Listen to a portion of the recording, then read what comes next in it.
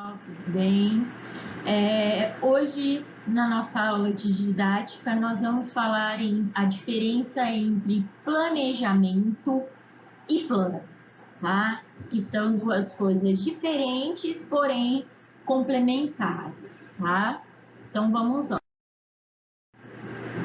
Planejamento. Planejamento é um processo contínuo e dinâmico de reflexão, tomada de decisão, execução e acompanhamento. Já o plano é o produto de uma reflexão e tomada de decisão, documento registrado. Então, o que isso significa? O planejamento é todo aquele processo que a gente faz do pensar, tá? Por exemplo, vamos pensar em como será a nossa aula de amanhã, por exemplo. Então, eu vou planejar a minha aula. O que eu vou fazer? Eu vou refletir o que eu quero que os meus alunos aprendam, tá? De que forma eu vou fazer com que eles aprendam?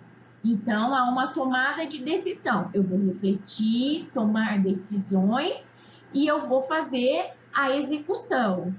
Então, eu vou... minha aula vai ser assim, assim, assim, o meu objetivo é esse, então eu vou tentar fazer dessa forma. Ok, esse é o meu processo de planejamento.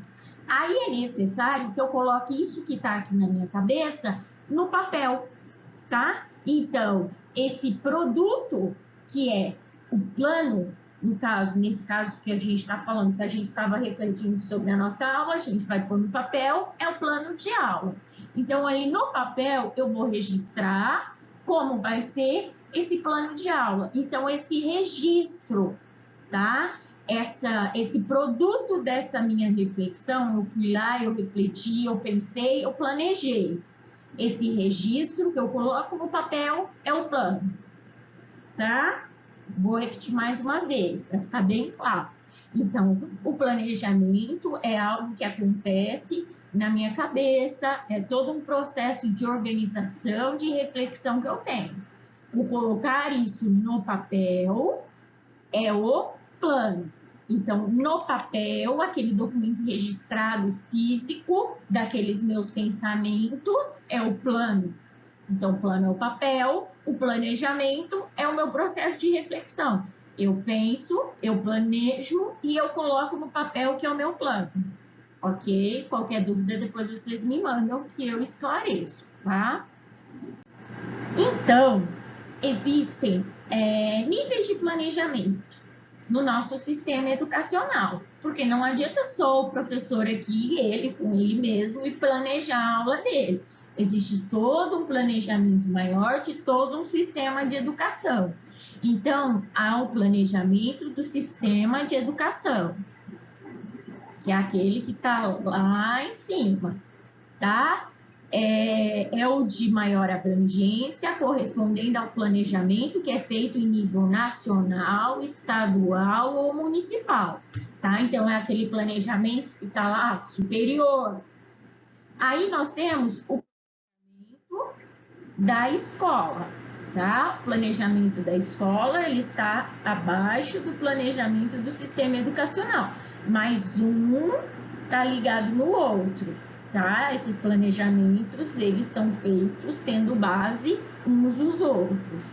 Então, o planejamento da escola trata-se do que nós chamamos de projeto político-pedagógico, vulgo PPP. Quando vocês ouvirem na escola falando, o PPP, o PPP, o PPP, PPP, PPP é projeto político-pedagógico, que é um plano global da instituição, tá? Que também pode ser chamado de plano gestão. Esse projeto político-pedagógico, ele vai direcionar como a escola deve funcionar em todos os seus âmbitos, sejam eles âmbito ali educacional, de gerenciamento, tudo, tá? Então, envolve tanto a dimensão pedagógica quanto a dimensão administrativa da escola. Então, envolve tudo, É um planejamento completo de como será o desenvolvimento da escola, tá? Ele é feito a cada 4 anos e é renovado anualmente, tá? São feitas alterações anualmente, mas ele é reformulado totalmente a cada 4 anos, tá? Então, ele gere como vai funcionar toda a escola, da mesma forma que o planejamento do sistema de educação, seja ele nacional, estadual, municipal, ele organiza todo o sistema educacional, ali o planejamento da escola, ele organiza toda a escola. E abaixo desse planejamento escolar, existem os planos de curso, tá? Os planos de curso são aqueles que gerem, vamos pensar assim, quando a gente fala em curso, a gente está falando em níveis ali dentro da educação básica. Lembra que eu já expliquei para vocês? Então, dentro da educação básica, nós temos a educação infantil, o ensino fundamental 1, o ensino fundamental 2 e o ensino médio. Então, o plano de curso vai mostrar os objetivos educacionais, a organização curricular, os processos de avaliação de cada um desses. Por quê? Porque eu tenho escolas, por exemplo, que são só de educação infantil. Eu tenho escolas que são só do ensino fundamental 1, ou só do ensino fundamental 2, ou só do ensino médio, ou escolas que têm ensino fundamental 1, 2 e médio. Então, cada um dentro do plano da escola deverá haver o plano de curso deste ensino, tá? Se tiver 3 na mesma escola, tem que ter os 3. Por quê? Porque a educação infantil, qual é o objetivo da educação infantil? O que eu quero que os alunos aprendam na educação infantil? Que aí entra a organização curricular, tá? Qual é o processo de avaliação que vai ser feito para eu verificar se os objetivos foram atingidos? Tá? Qual que é a bibliografia? Qual que é? Eu estou usando o currículo do Estado, eu estou usando a BNCC, eu estou usando o material do município, que é baseado no currículo na BNCC. Qual é a bibliografia? Quais textos estão embasando este meu ensino? Tá? Aí nós temos o plano de ensino, tá? Tudo escadinha. Então, abaixo do plano de curso, nós temos o plano de ensino, que é papel nosso, de professor e de vocês, futuros professores. Então, o plano de ensino, ele é muito importante no processo de organização do professor, porque é por meio dele que o professor vai organizar como vai ser o seu ano letivo. Ele é organizado anualmente, tá? Porém, ele será organizado por bimestres, na sua organização como plano, estrutura. Sua estrutura terá lá, primeiro bimestre, quais conteúdos vão ser trabalhados, quais habilidades eu quero que sejam desenvolvidas, aí quais as avaliações serão feitas. Então, é um esquema, eu vou tirar. Por quê? Pensa assim, o meu planejamento, ele deve ter uma coerência. Então, não adianta eu chegar cada dia na escola, acho que hoje eu vou fazer isso aqui. Mas no outro dia, eu acho que eu vou hoje deixar meus alunos jogar bola queimada. Não, hoje eu vou, eles vão brincar de pega-pega. Hoje eles vão jogar futsal. Hoje eles vão, sei lá, tô cansado, faz o que quer. Pode isso, pessoal? Óbvio que não pode, né? O professor tem que ter um planejamento bem estruturado com o objetivo, porque educação física não é momento de lazer, é momento de aprendizado. Então, o professor tem que fazer este plano de ensino para que ele tenha lá estruturado o que ele vai trabalhar cada bimestre e, posteriormente, a partir do desmembramento desse plano de ensino, que nós vamos ver depois, se chama plano de aula, ele vai ter o planejamento do que ele vai fazer, tá? Então, o plano de ensino é necessário, não é que é interessante, é necessário para o professor saber o que ele vai fazer durante o ano, Por exemplo, durante o primeiro bimestre, eu vou dividir minhas aulas eu vou trabalhar os eixos temáticos, brincadeiras e jogos e ginástica, ok? Já no segundo bimestre, eu vou trabalhar dança e lutas. No terceiro bimestre, eu vou trabalhar esportes. No quarto bimestre, eu vou trabalhar práticas corporais de aventura. Então, o plano de ensino é necessário para que o professor tenha essa esquematização do que ele vai trabalhar ao longo do ano. E não chegar lá e, do nada, fazer o que vem na cabeça. Porque isso não é planejamento, isso é falta de vergonha na cara, né? Então, vamos lá. Ó, o plano de ensino especificamente, né? O plano, que é o plano, como nós já falamos, é um documento escrito que materializa um determinado momento do planejamento. Então, ó, isso é muito importante que vocês entendam. Então, o plano é a materialização daquilo que estava na minha cabeça, que é o planejamento. Então, eu vou escrever aquilo que eu planejei na minha cabeça, ele se concretiza no plano, no papel, tá? Então, plano é um documento escrito que materializa um determinado momento do planejamento. É a apresentação de forma organizada de um conjunto de decisões. Então, aquelas minhas tomadas de decisões, aquelas minhas organizações mentais, eu vou estruturar no papel, que será o meu plano. Seja ele plano de ensino, que é esse anual, ou seja o meu plano de aula, que são fragmentos, tá? São planos construídos mais pontuais, para algumas aulas, ou para uma aula, ou para um conjunto de aulas. Nós vamos ver isso depois, tá? Mas já vou adiantando. Então, um plano, para que se constitua em instrumento eficiente de ação, precisa ser muito bem pensado. Melhor ainda, muito bem redigido. Isso significa a apresentação de diretrizes claras, práticas e objetivas. Então, tem que estar muito claro ali no seu plano o que você pensou. Por quê? Se outra pessoa pegar, como que você sabe se o seu plano está bem feito? Entrega para outra pessoa ler. Se ela entendeu, se ela consegue pegar aquele plano ali e executar, é porque ele está bem feito. Porque um plano bem feito, ele não deve ser compreendido só por mim, mas por outras pessoas que possam pegar e ler também, tá? Então, ele deve estar muito bem construído, muito bem redigido, tá? Com objetivos claros, práticas claras, tudo muito bem estruturado, tá? Trata do processo de tomada de decisões bem informadas que visem a racionalização das atividades do professor e do aluno nas situações de ensino e aprendizagem. Então, é aquilo que eu falei, nós vamos tirar daqui e colocar no papel o roteiro, a organização de como será o ano letivo, como serão as minhas aulas durante o ano, o que os meus alunos vão aprender, por que eles vão aprender e de que forma eles vão aprender.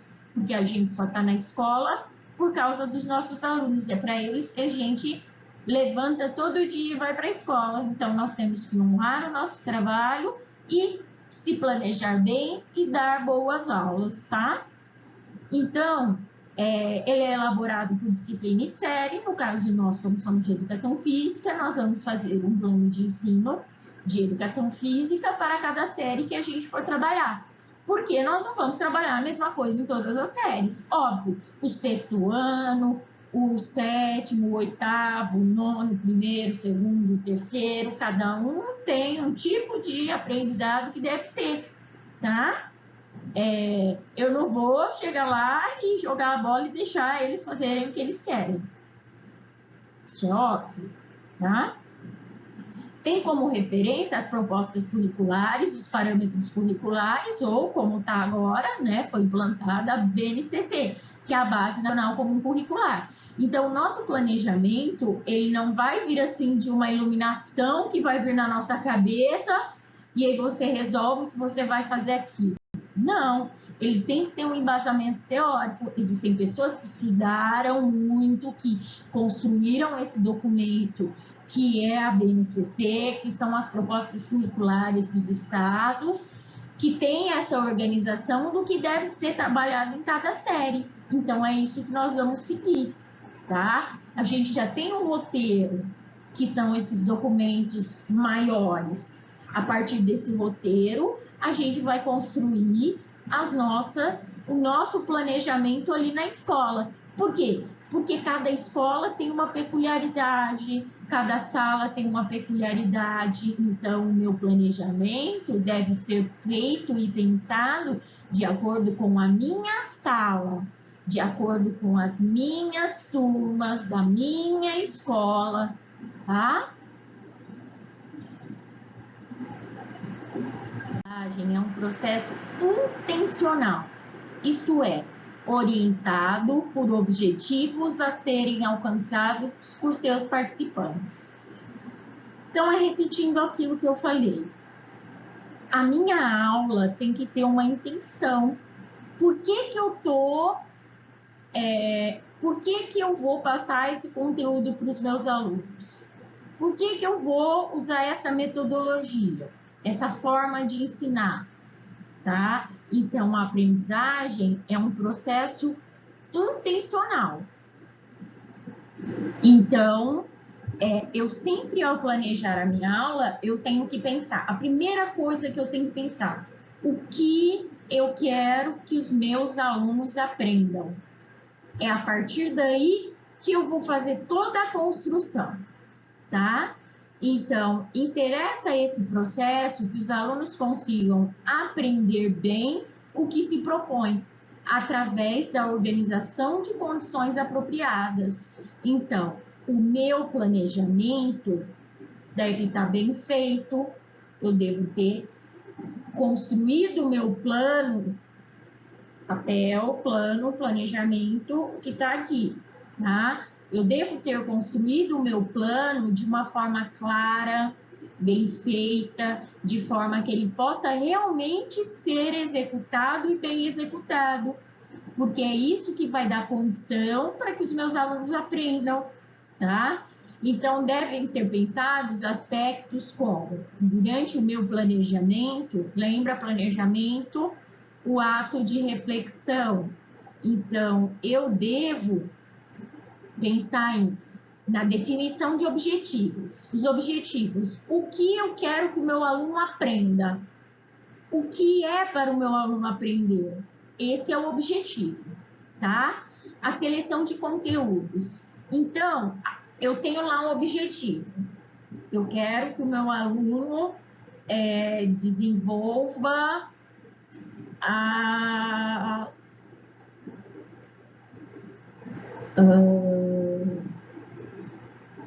questões de lateralidade. Meu aluno deve conhecer o que é direita e esquerda. Tá, esse é o objetivo. Conhecer o que é direita e esquerda. Agora, eu vou para a seleção de conteúdos. De que forma eu vou fazer com que o meu aluno aprenda o que é direita e esquerda numa aula de educação física? Eu posso passar uma brincadeira, por exemplo, uma brincadeira adaptada do vivo ou morto. Em vez de falar vivo, morto, eu posso passar em cima, embaixo, direita, esquerda, tá? Então, em vez de vivo ou morto, vivo, fica em pé. Então, é para cima, estica, para baixo, abaixa, direita, dá um passo para a direita, esquerda, dá um passo para a esquerda, tá? Então, qual vai ser o conteúdo? O conteúdo que eu vou trabalhar vai ser uma brincadeira. Então, técnicas e recursos de ensino. De que forma eu vou trabalhar? Tá? Então, eu vou fazer essa brincadeira.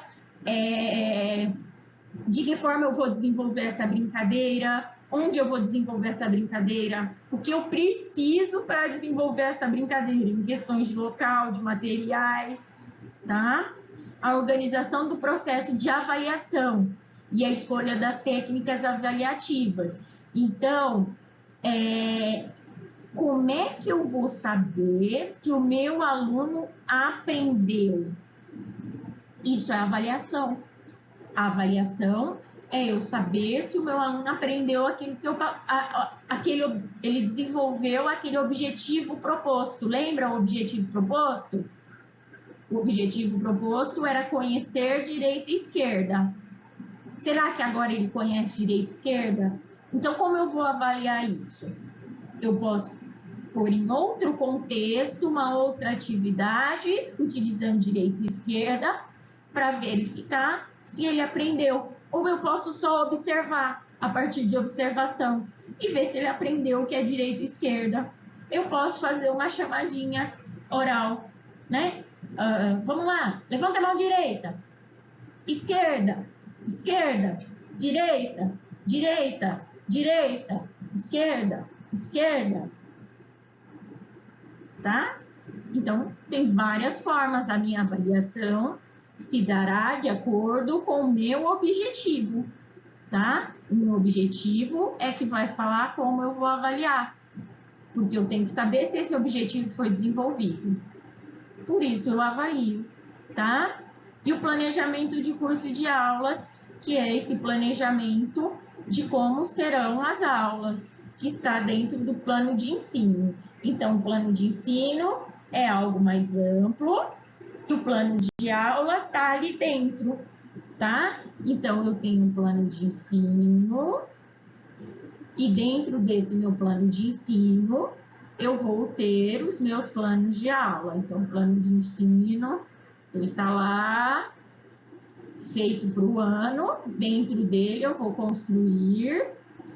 A partir dele, eu vou construir vários planos de aula, que podem ser de uma aula, de duas aulas, de uma sequência de aulas, tá? Então, não necessariamente eu tenho que planejar uma única aula. Eu posso planejar uma sequência de atividades, que podem durar lá 2 aulas, 3 aulas, tá?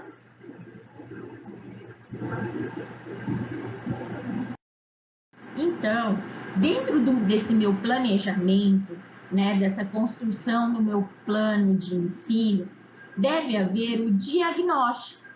O que é o diagnóstico? Lembra que eu falei que eu vou ter um plano de ensino para cada sala que eu tiver e que eles não vão ser necessariamente iguaizinhos? Por quê? Porque é necessário ser feito esse diagnóstico, que nada mais é do que conhecer a minha escola, as minhas turmas, tá? Então, diagnosticar é detectar o caráter específico da realidade da escola e identificar as fontes dos problemas a serem superados. Então, isso significa que os indicadores socioeconômicos, educacionais e culturais devem ser previamente conhecidos para que o planejamento educacional se baseie em uma análise a mais precisa possível do sistema educacional da escola. Então, falando de forma mais simples, eu preciso conhecer quem é meu aluno.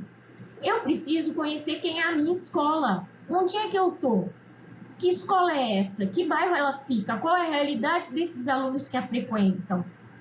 Será que os alunos, se eu tiver 2 escolas, por exemplo, uma escola que fica bem no centrão da cidade, uma escola que fica lá na periferia, será que os meus alunos, eles têm as mesmas condições de aprendizado? Será que eu vou ter os mesmos materiais nas 2 escolas? É a mesma coisa se eu der aula em uma escola particular e uma escola pública. Eu vou ter os mesmos alunos? Não. Eu vou ter os mesmos recursos? Não. Então, eu tenho que levar tudo isso em consideração no momento do meu planejamento de ensino. Porque pode ser que os meus alunos tenham uma defasagem muito grande. Eu chego, por exemplo, para ensinar para eles ginástica rítmica e eles nunca ouviram falar de ginástica rítmica, não sabem nem o que é isso.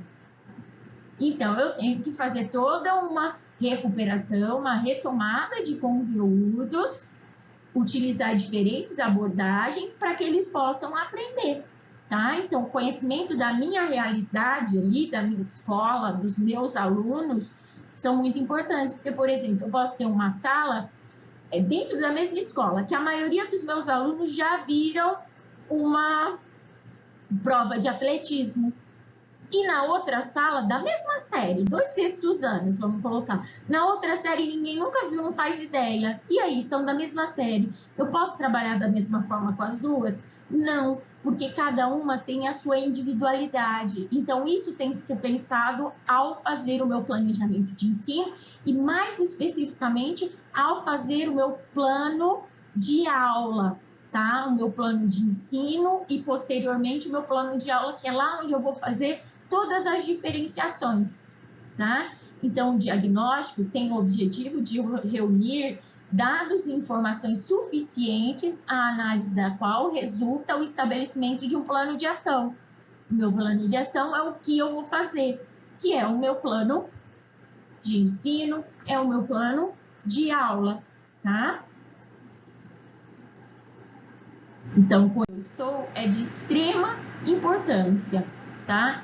Então, no primeiro momento, tá, de posse desse diagnóstico que eu fiz, dessa análise da minha realidade, os professores eles devem estabelecer os objetivos específicos, as metodologias e os procedimentos. O objetivo é o que deve ser aprendido, a metodologia e o procedimento é como deve ser aprendido.